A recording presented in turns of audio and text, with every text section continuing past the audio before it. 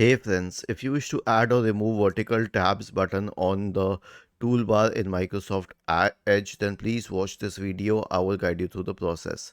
So we have this vertical tabs button here. You can turn on the vertical tabs or turn off the vertical tabs.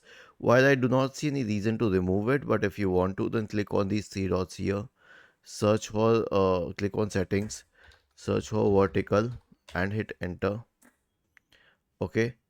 Now we have this option here which says hide title bar while in vertical tabs, although I don't prefer it. And the other one is that we have this switch here as well.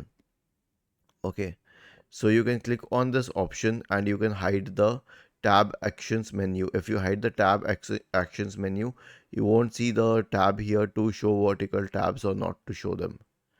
Was this helpful? If yes, then please subscribe to the channel. If not, then let us know in the comment section of the video on how we could help you further. Thank you for watching this video and have a nice day.